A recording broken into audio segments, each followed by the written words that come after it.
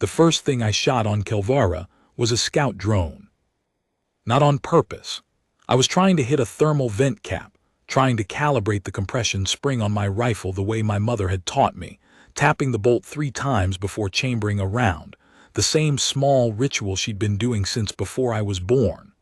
The drone drifted into my sight picture right as I squeezed. The shot took off one of its sensor stalks and the thing spun sideways, made a sound like a hurt dog, and dropped into the snow. I walked over to look at it. The ice on Kelvara is different from Earth ice. It's older, bluer, and it doesn't creak when you step on it. It just holds, and then you're in it up to your knee and there's nothing to grab. I'd been here 11 months and I still walked like I was suspicious of every flat surface. My mother walked like she'd been born on it, which, in a manner of speaking, she'd been stranded here for years before I understood what stranded meant. The drone twitched when I nudged it with my boot. I brushed the snow away from its body and found a serial plate on its underside, stamped with letters I recognized. GAC Penumbra, Guian Administrative Corps. That was not a civilian make. Those were not survey drones. I'd learned the difference in basic training, a lifetime and 40 light years ago. The drone made another small sound, almost a whimper, and pushed itself out of my reach and down into a crack in the ice. I watched the crack for a while.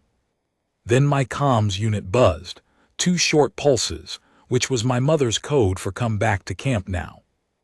She was boiling ration water when I got there, which meant she'd already checked the sensors and found nothing hunting us, which meant I had until the water boiled before she'd noticed the blood on my glove from where the drone's sensor stalk had cut me when I caught it.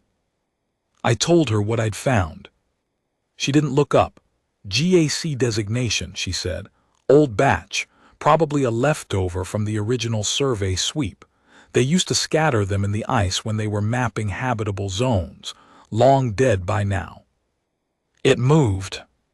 Residual charge. She tasted the water, too hot. She set it down. There's a Hulk 2 ridges over, been there since before we made camp. Old cargo run, nothing more. You know, I've told you to stay off the northern approach. I did know. She told me a dozen times, always with the same flatness in her voice that meant the conversation was done. But I'd seen the hull plate, and I knew what GAC Penumbra meant because she'd taught me to read Guian registry codes when I was 8 years old, sitting in the back of a salvage shuttle while she ran manifests. She'd wanted me to be able to identify anything we found in the black. She'd been very thorough. GAC Penumbra was not a cargo designation. It was a detention prefix. I went the next morning, before she was awake. She would have heard me leaving, in the normal course of things. My mother slept light, a skill she'd had to build, she'd told me, because on Kelvara you couldn't afford to sleep deep. The ice raptors didn't care about human sleep cycles, and neither did the structural shifts in the glacier, which could open a new crevasse directly under your sleeping roll if the shelf decided it wanted to renegotiate its relationship with the bedrock.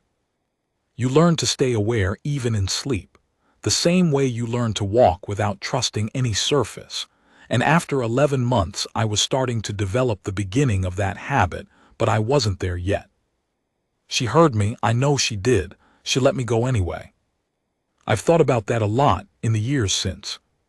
What it means to watch someone walk toward a thing you've been trying to keep them away from and decide to let them go. Whether that's cruelty or trust. Whether there's a difference in the end between protecting someone from the truth and protecting them until they're ready for it. I think she made the right call. I would have found it eventually. She'd taught me everything she knew, including how to read the signs that something was being hidden from her. She'd been thorough. Kelvara's light comes in sideways. Even at midday, the star here is small and far, and the planet tips at an angle that keeps everything in a long blue dusk. It's beautiful if you can stop thinking about everything that wants to kill you. Ice raptors hunt at dawn. The siltwells come up through the glacial surface every 40 hours and leave craters big enough to lose a shuttle in. And then there are the things that live in the hulks. Kelvara had been a transit corridor for 3 different civilizations before whatever knocked them all out, and they'd all left their garbage behind. Some of their garbage was still alive. I moved fast, rifle slung, breath a white flag in the cold, and crested the second ridge just as the sun caught the exposed hull. My mother had said cargo ship. She had been wrong, or she had lied. It was enormous. A wedge of dark alloy 400 meters long, buried at a 45-degree angle in the ice shelf, its nose cone crushed against bedrock, and its aft section jutting up like a broken finger pointing at the sky. Half the hull had been swallowed by the glacier over what I guessed were decades. The rest was stripped bare by Kelvara's wind, every seam and rivet exposed.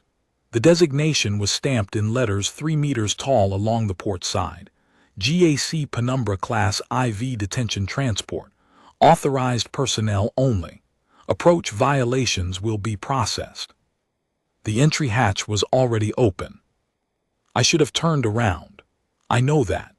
I want to say here clearly that I understood then exactly as well as I understand now that I should have turned around and gone back to camp and had a very direct conversation with my mother about what she had been telling me for 11 months.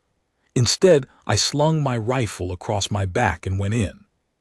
The inside of the Penumbra-class ships is not built for human movement. I know that now. I didn't know it then, and the knowledge came in stages as I worked my way through the dark interior. First the ceiling that I had to duck under, then the corridor width that seemed designed for something with a different shoulder configuration, then the handhold spaced at intervals that didn't match my reach. The Guian Administrative Corps built these ships for their own security caste, which is not human. The Corps is not human either. They manage us. There is a difference. There are 6 known sapient species in this sector of the Guian sphere. I'd learned about them in the same piecemeal way I'd learned everything, my mother teaching me things she decided I needed to know, in the order she decided I needed them, which was not the order a Corps-approved school curriculum would have used. She taught me the biology first, because biology told you how to move around something without provoking it. She taught me the legal structures second, because legal structures told you what they wanted and what they were afraid of. She taught me the history last, or rather she was still teaching me the history, because it was very long and very complicated, and there were large parts of it that the Corps preferred not to have widely circulated. The Guian security caste stood approximately 2.5 meters tall and had 4 upper limbs and a center of gravity that was lower than mine. The corridors of the penumbra were built for them, which meant they were wide in the lower half and narrow in the upper half, which was exactly wrong for human proportions. I had to move in a half-crouch that was going to hurt my back before long. I moved quickly and accepted the discomfort. The interior lights were dead. I used a hand torch.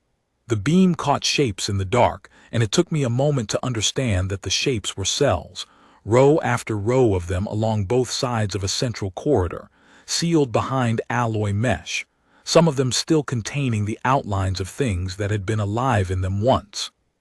The smell was old and cold and final. Nothing in these cells had died recently. Nothing here had been alive in a long time. The cell mesh was designed to hold the security caste's preferred detainees, which were primarily Guian member species who had violated administrative law in one way or another. There were designated human cell blocks. The Corps was very careful about species separation in its detention facilities, which it described as a welfare measure, and which had the secondary effect of making it very easy to separate human detainees from anyone who might advocate for them. I could see the human block from the corridor, marked with Corps administrative codes I could read: human colonial, administered species, maximum supervision. My mother's name was on a cell door, 3rd row from the front. I looked at it for a moment, then I kept moving. But the ship had power. I could hear it, a low hum from somewhere deep in the hull, the patient idling of a system that had never been told to stop. I found the first weapons locker by accident. I walked into it because it was directly behind a bulkhead that had buckled inward, blocking the main corridor, and I squeezed around the edge and found myself in a small armory. The racks were mostly empty, but on the end rack, 3 rifles, still sealed in their transit cases. I pulled one out and the weight was wrong, and then the shape was wrong, and then I held it under the torch, and my hands went cold in a way that had nothing to do with Kelvara's temperature. It was mine. Not mine specifically, but the same make, the same manufacture, the same design, the long pull bolt, the offset sight rail, the secondary trigger guard my mother had told me was a custom modification she'd done herself. She had shown me the machining marks. She had explained each decision. She had told me she'd built 2 of them long ago, before I was born, and that when the time came she would show me how to build a 3rd. There were 6 rifles in this armory, same machining marks, same design decisions, same trigger guard geometry. She had built more than 2. Or someone else had built them from her plans. Or the Corps had taken her plans.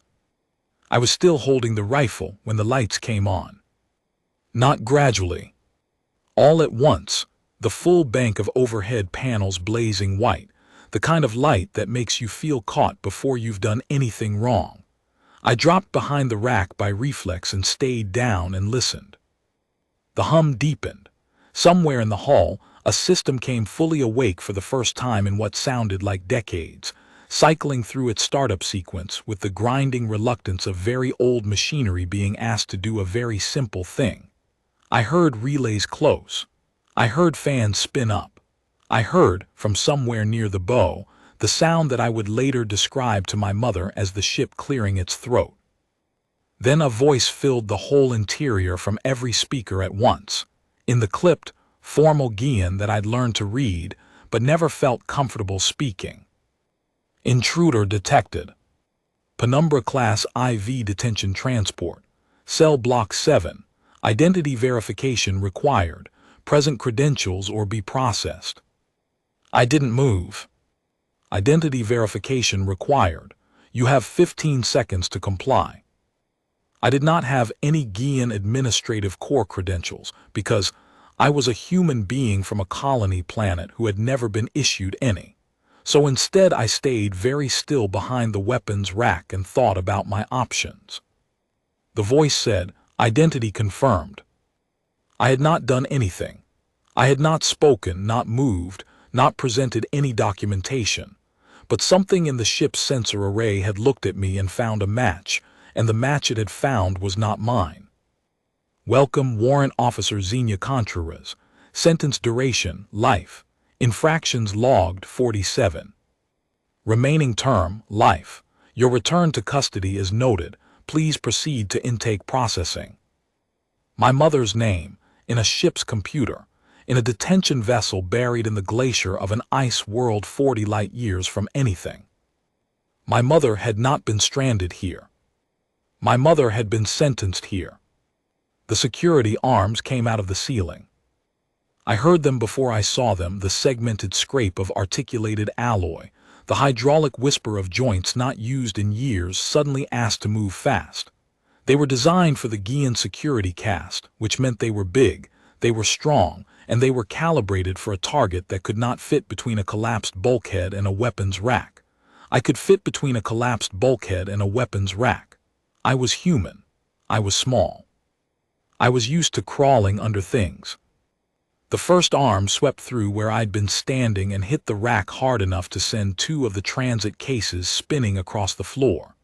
I was already moving, under the bulkhead gap, into the main corridor, on my feet, and running before the system could recalibrate. The ship was built for one size of being. I was a different size. That mattered.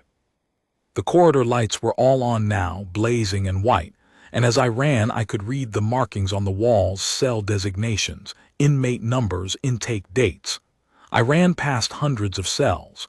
The ship had been full once. Whatever the Guian Administrative Corps had decided to do with its inmates when the situation changed, they had not done it gently. I tried not to look at the cells. I kept looking. Another arm dropped from the ceiling ahead of me, and I went low without breaking stride, slid across the deck in a way that would leave bruises, came up on the other side and kept running. The arm tried to recalibrate to my new position and clipped the wall hard enough to tear a panel loose. The sound was enormous in the narrow space. I was navigating by the hum now. The power core was somewhere aft and the command systems would be near it. If I could reach a terminal, I could understand what I was dealing with. Or I could find the emergency release for the security systems. Or I could find my mother's intake record and understand why she had told me for 11 months that this was an empty cargo ship.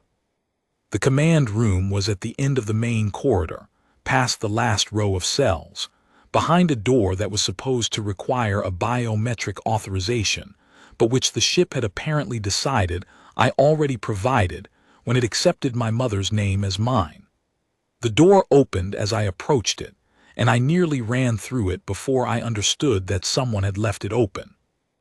In the command room, on the primary console, a small creature sat looking at me.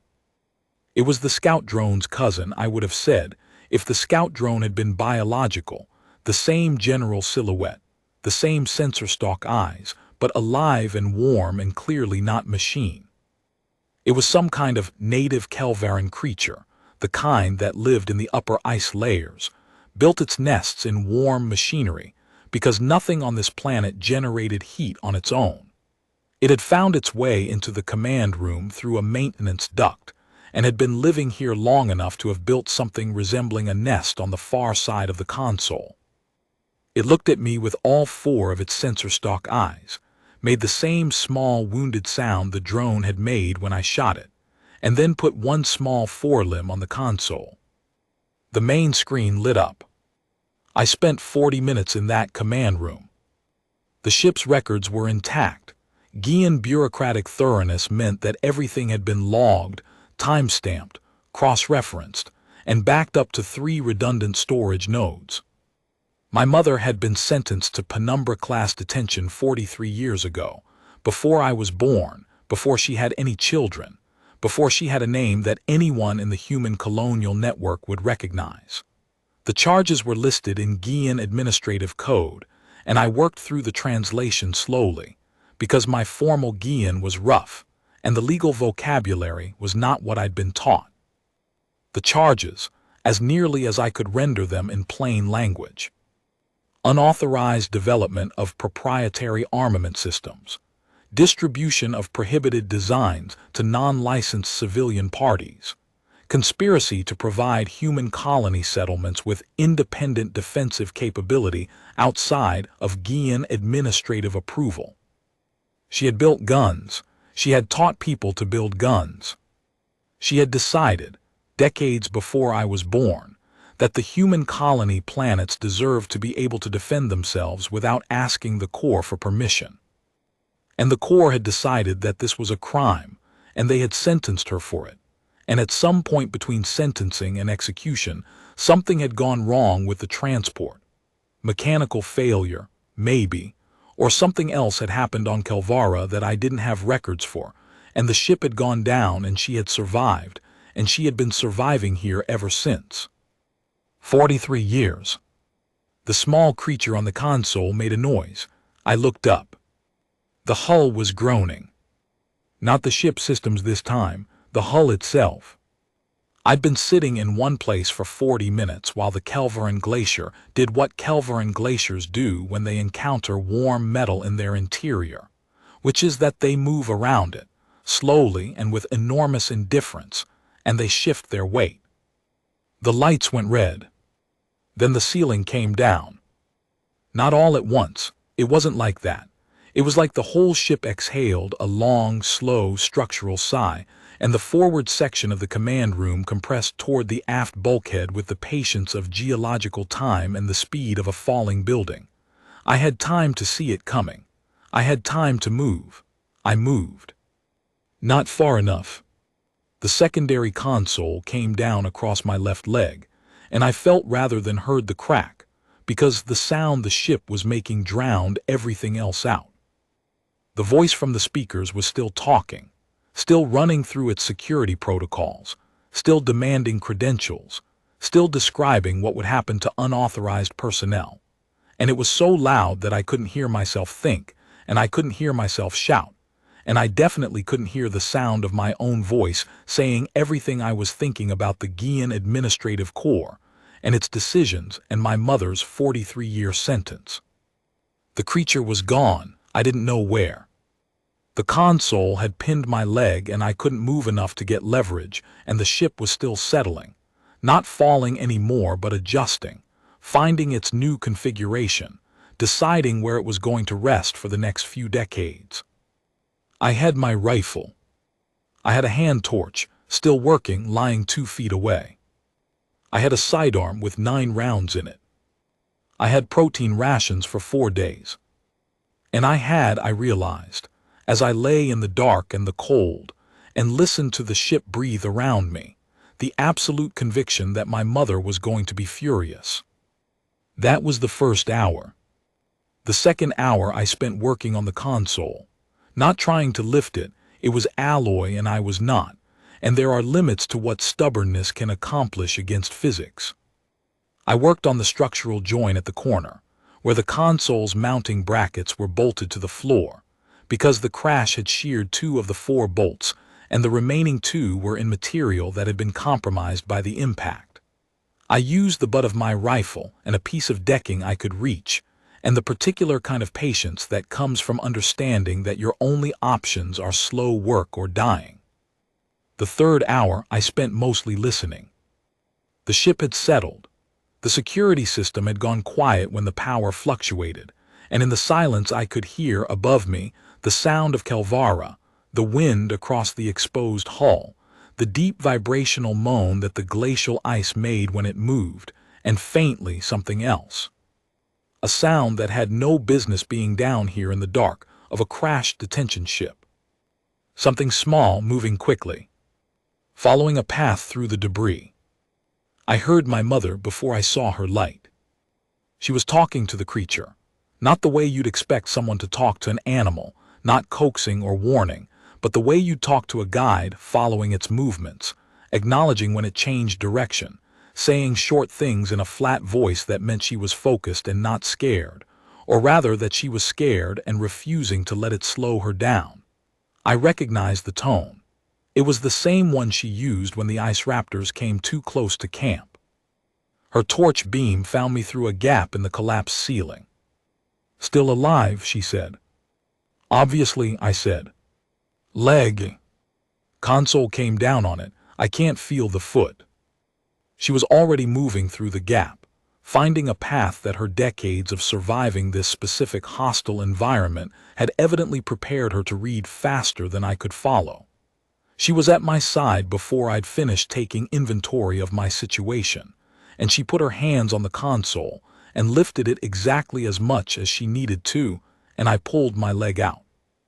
The foot came with it, which I was grateful for. She sat back against the bulkhead and looked at me, and I looked at her, and neither of us said anything for what felt like a very long time. The creature settled onto the console above us, wrapping its forelimbs around its own torso in what I had begun to read as a satisfied gesture.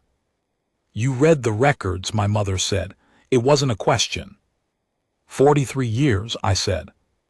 47 infractions logged. I was proud of that number. She pulled her medkit and started on my leg. "You want me to explain?" "I want you to start wherever you think the beginning is." She was quiet while she worked. The ship settled once more, a long, slow shudder, and we both waited it out, and then she spoke. "The Guian Administrative Corps," she said, "does not like the idea of human beings being able to defend themselves without Corps authorization. This is not a matter of safety. It is a matter of management. A species that can arm itself without asking permission is a species that might start making other decisions without asking permission. The Corps has been very careful, for a very long time, to ensure that the human colonies are exactly dependent enough to stay manageable." She bound my leg. Her hands were steady. "I believed when I was young that the way to solve this problem was quietly. I developed the designs, not just the rifles. There were other systems, protective infrastructure, sensor arrays, things that would give the outer colonies a real capacity to defend their own settlements. I distributed them. I taught people to build them. I was very careful. I was not careful enough. They sentenced you to life. On a transport that was supposed to take me to a long-term facility, something else happened to the transport. I chose to survive. A faint motion at the corner of her mouth, not quite a smile. They likely assumed the crash killed me. There was no reason to check. Kelvara is not a destination. It is not on any active transit route. There is nothing here. There's us, I said. There is us, she agreed. She sat back and looked at my leg, then at my face. I taught you everything I knew, she said. The rifles, the construction methodology, the underlying principles. Everything I put in those distributed designs, I put in your head instead, where it couldn't be cataloged and seized and used as evidence. She held my gaze. You are why I survived 43 years on an ice world, Mara, not the other way around. I thought about that for a while.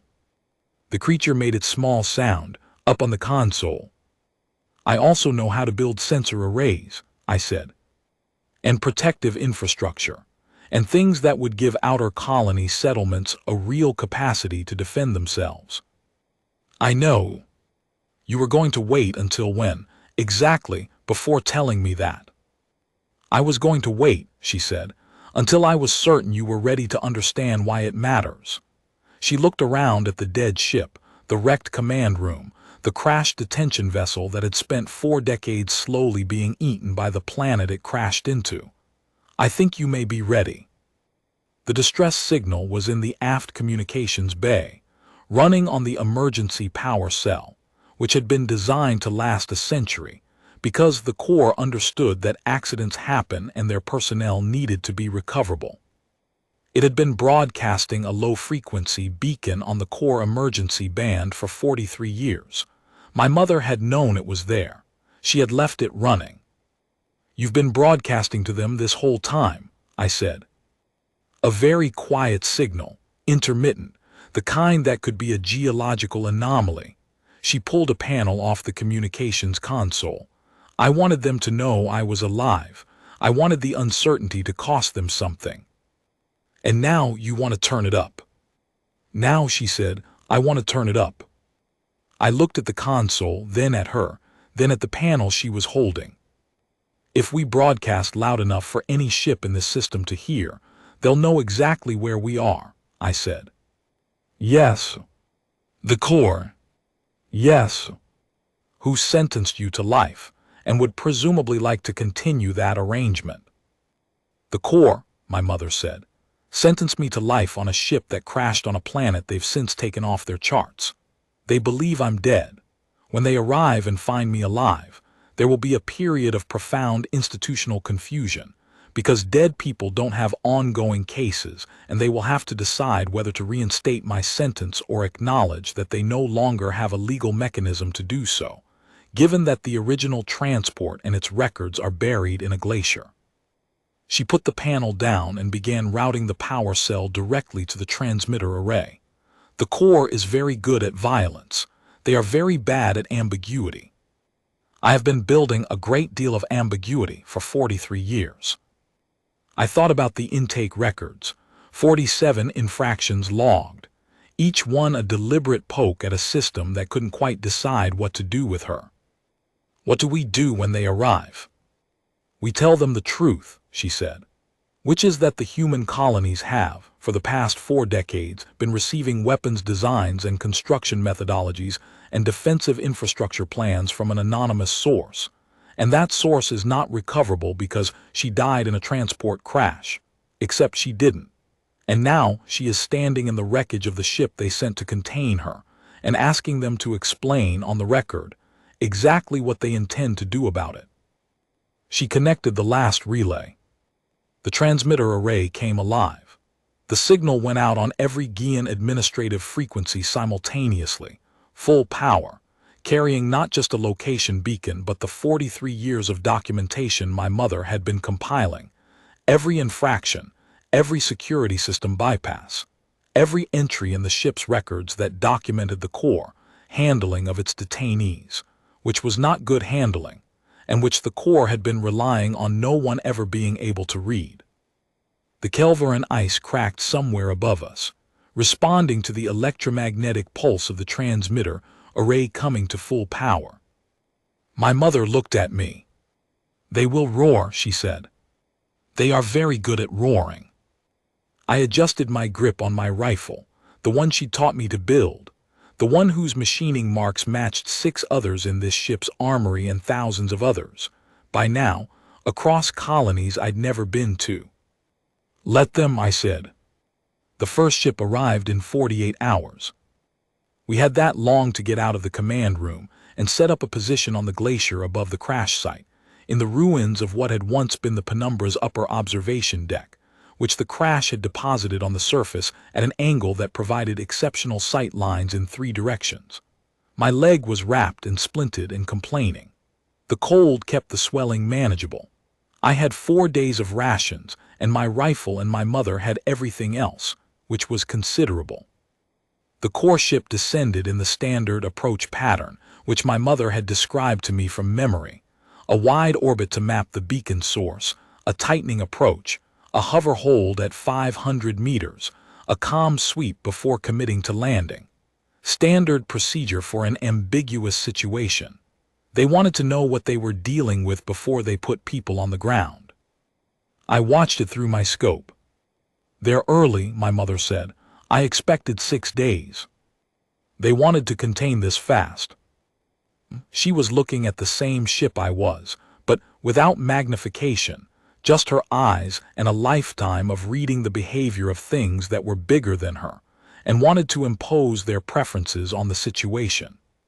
"No, they're worried." "Good." The ship's external speakers came on. That was the roar when it came. The Guian Security Core voice protocol, designed for crowd control, designed to be felt in the chest cavity as much as heard with the ears, bouncing off the glacier and the exposed hull of the penumbra and the ice ridges, and coming at us from every direction at once. A formal recitation of statutes and consequences and demands for immediate compliance. The volume was set to maximum. It shook the snow off the nearest ridge and sent hairline cracks running through the surface ice around the penumbra's exposed aft section. It roared loud enough to shake walls. I was already looking at the access panel behind the upper observation deck's emergency console, which my mother had described to me in the last 48 hours in the same methodical way she described everything.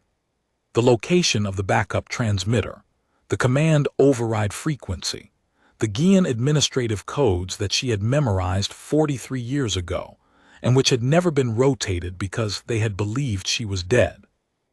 We had the codes. We had the transmitter. We had 47 logged infractions worth of documentation. And I had grown up on this ice world, in the cold, building things from first principles, learning the same lesson in 1,000 different forms, that the universe does not care how loud something roars. It cares whether you know what you're doing. I looked at my mother. She was already smiling. The small Kelvaran creature was sitting on the console behind us, wrapping its forelimbs around itself in the gesture I'd come to understand as satisfaction, watching the core ship hover overhead with the serene disinterest of something that had been living in a crashed detention vessel for years and had entirely failed to be intimidated. I turned back to the console. The override frequency was 114.7 on the Guian administrative band, emergency priority, keyed to the captain's command code of the GAC Penumbra. My mother spoke it from memory clearly, without hesitation. The core ship's external speakers cut off mid-sentence, the roar stopping so suddenly that the silence after felt like a physical thing, a pressure change, the whole glacier holding its breath. Then the core ship's external speakers said, in a considerably smaller voice, "This is an unauthorized use of a GAC command channel. Identify yourself." My mother identified herself. There was a very long pause. Warrant Officer Contreras is recorded as deceased, the ship's communications officer said, and you could hear in their voice exactly what my mother had predicted, the institutional confusion of a system encountering a thing it had no procedure for. Yes, my mother said. I know, I've read the record. You should be aware that the entire record of GAC, Penumbra operations, including detainee handling, sentencing protocols, and the circumstances of this vessel's final voyage, has been transmitted in the last 48 hours to 14 independent journalistic networks across 6 systems, with a particular note that the transmitting party was officially recorded as deceased, which creates an interesting legal question about the authenticity of the transmission and whether a deceased party can be held responsible for its contents. Another pause, longer. You're bluffing, the communications officer said. The Guian Administrative Corps sentenced me to life imprisonment on a transport vessel and then lost the vessel, my mother said. I have had 43 years to think about what I would say when someone found me. I am not bluffing. My mother looked at me. I looked at the sky. The core ship was still hovering, not landing, not leaving. They're checking, I said. They're checking, she agreed. The creature made a small sound and went back to its nest. We waited on the glacier for 6 hours. My leg hurt. I ate half a ration bar. My mother sat very still and watched the core ship and did not eat anything, which was her habit when she was thinking. She told me once that she'd learned on Kelvara to ignore hunger signals when she needed her full attention on something else, that the body would wait if you told it to. That survival was often a question of knowing which urgencies were real and which ones were just noise. I asked her, at some point in the 3rd hour, what she thought would happen. Several things, she said. Some of them good for us, some of them very bad for us, all of them interesting. That's not a specific answer. No, she agreed, but it's an honest one. She was quiet for a moment. The designs are out. They've been out for decades. There are people on colony worlds who know how to build the things I built and who have been teaching their neighbors and who have been building the infrastructure I laid out in the original plans. The Corps can take me back into custody. It will not undo what's already in people's hands and heads. She shifted her weight. I built you, Mara. You know everything I knew. They can lock me back in a cell, and in 20 years there will be 100 more of you, and they will all know it. That's assuming they don't decide to just... I stopped. Yes, she said calmly. That is the downside scenario. I've been living with it for a long time. I sat with that for a moment. The wind came off the ridge and went through my coat, and I did not let it show. Tell me about the Corps, I said. Not because I didn't know. My mother had told me things over the years in pieces, the way you tell things to a child you're trying to prepare without frightening. A piece here when something triggered the memory, a piece there when she wanted me to understand a decision she was making. But I'd never heard it as a whole, and I thought that now, sitting on the ice above the crashed ship that had been meant to be her prison, might be a reasonable time to ask. She looked at the core ship for a moment, then back at the horizon. The Guian Administrative Corps, she said, is a management body. Not a government, technically. They'll tell you that very quickly if you use the word. They administer interspecies affairs in this sector. Mediation, resource allocation, transit rights, jurisdictional disputes between member species. It's a reasonable structure in theory. Anytime you have multiple sapient species sharing the same star systems, you need something like it. Someone has to arbitrate. But the humans came into the Guian sphere of influence approximately 300 years ago, which is recently, by the standards of the member species, and we came in through the back door. We weren't invited. We expanded into systems that the Corps hadn't flagged as occupied because their survey methodology at the time didn't recognize pre-technological civilizations as prior claimants.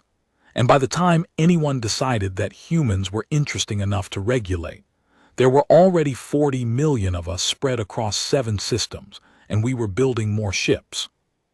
She said all of this with the calm of someone who had thought it through so many times it had become geography, stable and flat and completely familiar.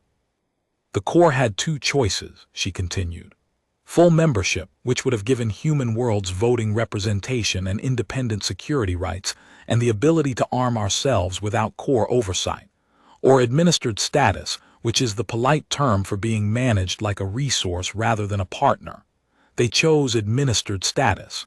They told us it was temporary, pending a review process. The review process has been ongoing for 300 years. I thought about that. And the weapons, I said. The weapons, she said, were the specific issue that got me sentenced, but they were a symptom, not the cause. The cause is that the Corps does not want human worlds to be self-sufficient, because self-sufficient worlds ask uncomfortable questions about why the review process has been ongoing for 300 years. If we can protect ourselves, we can say no to things. The Corps does not like the word no from administered species. She looked at her hands. I was 26 when I started the designs. I thought I was being clever. I thought that if I distributed the knowledge quietly enough, built it into enough hands across enough worlds, they could never unring the bell. I wasn't wrong about that. I was wrong about how long it would take them to notice. How long did it take? 8 years, a pause. I was good at quiet. But not good enough. The 6th hour of waiting, my mother told me about the crash. Not because I asked. She started talking about it the way she sometimes started talking about things on Kelvara, when the cold was deep enough and the silence went on long enough and there was nothing left to do but be honest. The penumbra had been at transit velocity for 6 days when something went wrong with the containment field on the drive core. She had been in her cell. Most of the other inmates had been in theirs. The security cast operating the ship had been in the forward section, and the forward section had taken the worst of it when the field collapsed. By the time the emergency systems sealed the breach, the ship was in an uncontrolled descent into Kelvara's gravity well. She had survived because she was small, she said. Because human cell blocks were in the aft section, away from the drive core, because the Corps had learned early on that human inmates were more troublesome when they were near anything complicated, and so they put them where there was nothing complicated to be near. And because when the crash came, the aft section hit the glacier at an angle that compressed it instead of shattering it, and she had been curled against the cell wall the way you curl against things when you don't know what's coming but you know it's coming, and the wall had held. 3 people survived. 2 of them were security cast and they died of exposure in the first week, because the security cast was adapted for a different temperature range, and Kelvara's cold hit them in ways it didn't hit her. She had built a shelter from the wreckage and rationed the food stores she could reach and waited for rescue. Rescue had not come. You weren't sure they weren't coming, I said. I was sure after a year, she said. A year is a long time to wait for rescue. If you're going to send one, you send it inside of a year. After that, you've decided not to. She was quiet for a moment. I was almost grateful in a way. It simplified things. I wasn't waiting anymore. I was just surviving. That's when you started the plans again. I never stopped, she said. I had time. I had the ship's machine shop mostly intact. I had the materials from the armory. I had everything I'd ever learned. A small sound, almost amused. I had no one to stop me. The Corps had sentenced me to life on a ship and lost the ship. As far as they knew, I was dead. As far as I was concerned, I was free. She had built the rifles first. The ones in the armory, the design she'd been developing before the arrest. Then she had built the transmitter modifications, turning the penumbra's distress beacon into a low-frequency carrier for data packages. Then she had started encoding the plans. It had taken her 6 years to get the first package out. She had to wait for a passing ship that was close enough to receive the carrier wave, but moving fast enough that it would be past Kelvara, before anyone realized the signal source wasn't a navigation buoy. It had taken her 6 more years to confirm that the package had been received. by listening to the core administrative traffic on the Penumbra's restored comms array, and watching for the frequency of certain kinds of enforcement actions against certain kinds of colony world activities.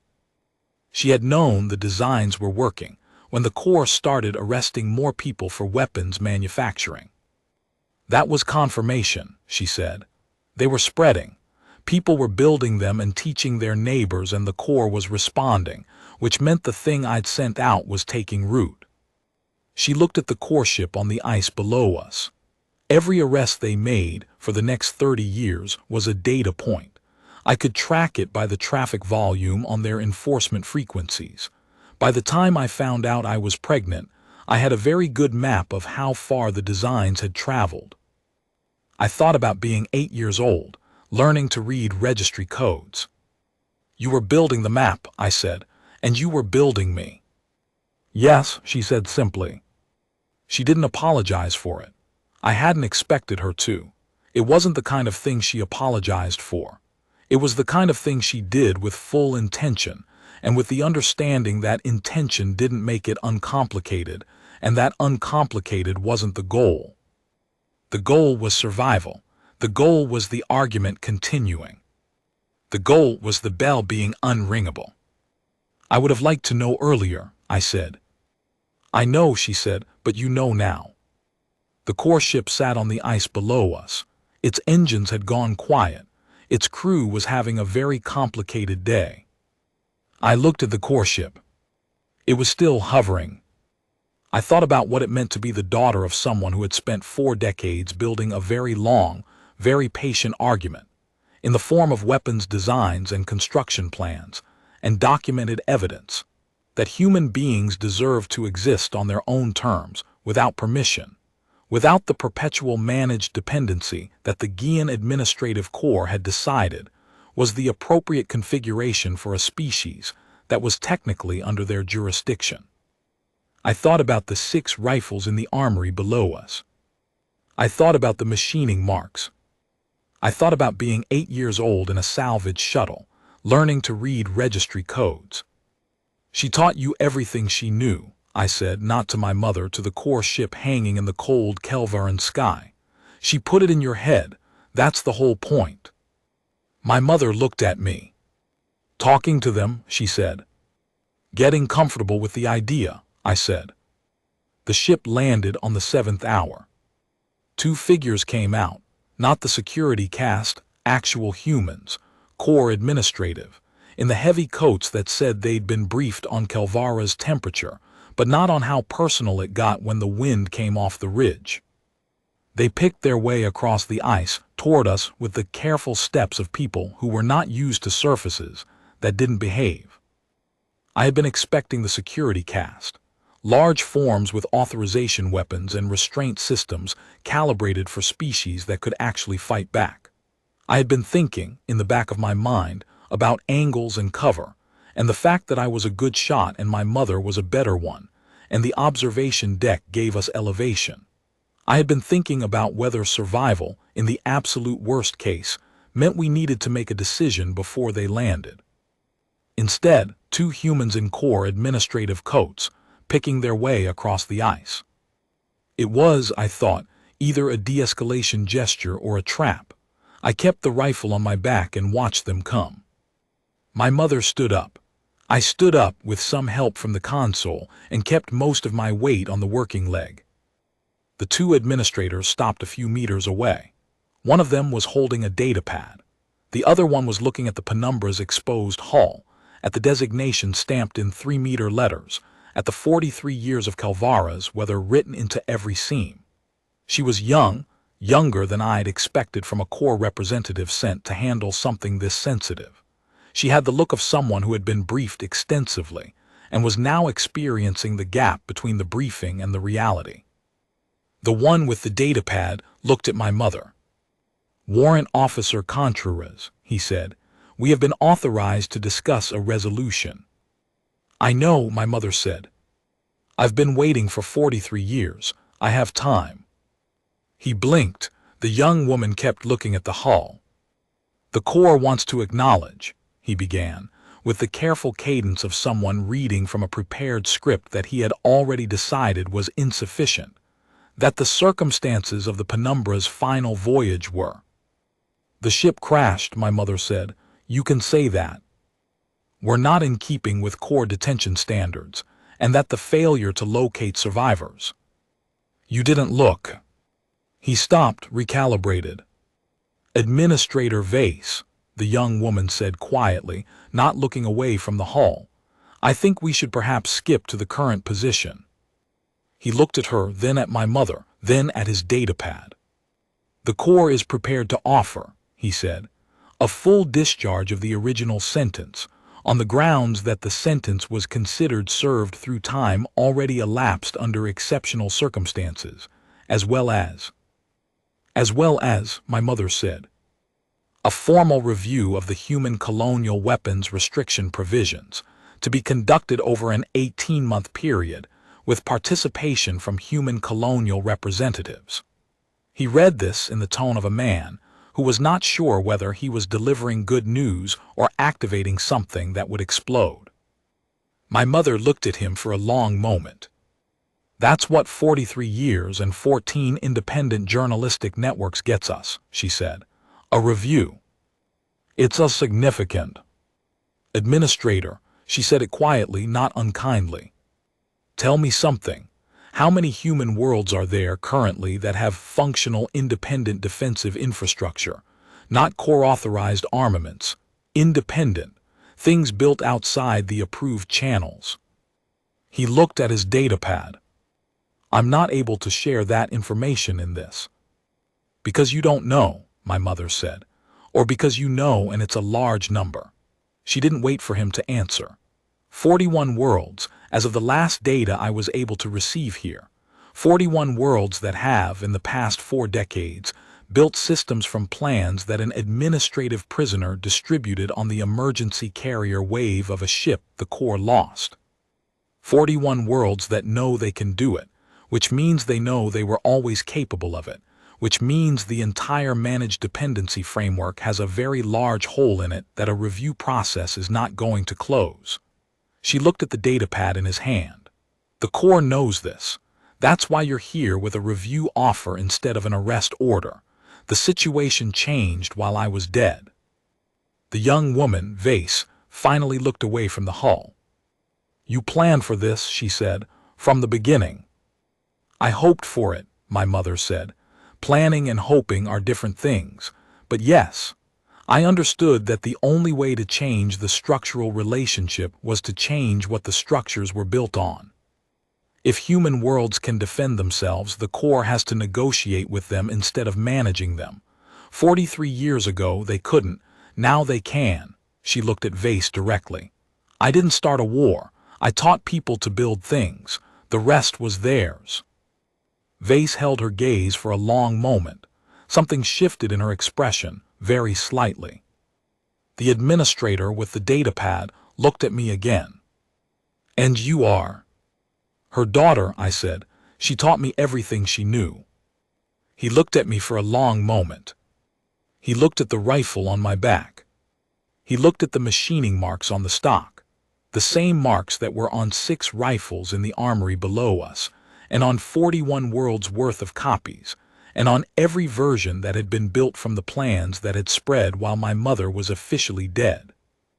The administrator looked back at my mother with the expression of a man who had arrived believing he was here to resolve a contained situation, and was beginning to understand that the situation was not contained, and had not been contained for a very long time, and that whatever he said next was going to matter considerably. "The Corps," he said slowly, "would like to discuss." "The Corps," my mother said, "would like a lot of things, so would I. Let's go inside where it's warm and I'll tell you what I'm willing to consider, and you can tell me what the Corps is willing to offer, and we can have the kind of conversation that the Corps has been trying to avoid for 4 decades. She picked up her pack. "Bring the datapad." She started walking. After a moment, the 2 administrators followed her. Vase fell into step beside my mother, and I heard her say something in a low voice, something I couldn't quite catch, And my mother's answer was too quiet to hear, but I saw the line of her shoulders when she said it, the slight ease that came into her posture, and I thought, she knows this one is different. She knows this one came here hoping for something other than containment.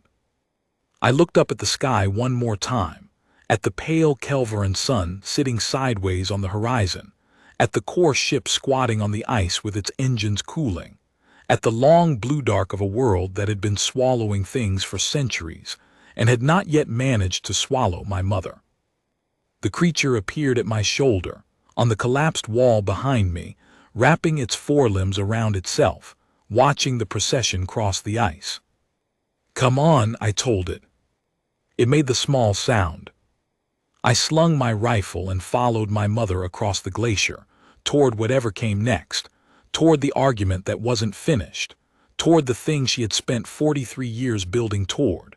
Not a weapon, exactly, and not a surrender, but the moment when the system that had decided what we were allowed to be finally had to sit down across from us and talk about it. The ice held under my feet all the way. I found out later that the designs had reached 41 colony worlds by the time we walked into that meeting. My mother had suspected 38. She was pleased to be wrong. The legal proceedings took 2 years and produced a document that was, depending on who you asked, either a landmark human rights acknowledgement or an administrative face-saving measure or both. I've read it many times. Administrator Vase, who turned out to be considerably more senior than she'd presented herself on the ice, which was a thing my mother had suspected and I had not, was the primary core negotiator, and she was good at her work. She understood what the situation actually was, which put her several steps ahead of most of her colleagues. The core, in the end, ratified human colonial self-defense rights in the outer systems, with a sunset clause that expired and was never renewed, because the worlds that had built things from my mother's plans kept building, and the core eventually decided that fighting 41 worlds over a principle they'd already lost was not an efficient use of their administrative resources. Efficiency is something the Gian Administrative Corps understands very well. It is the one argument they always hear. My mother was invited twice to take a position with the Corps in an advisory capacity. She declined both times politely, in the way she declined things she considered deeply unserious. She went back to Kelvara for a year after the proceedings concluded, something she needed, she said, although she did not explain what she needed it for, and I did not ask, because there are things you let people keep.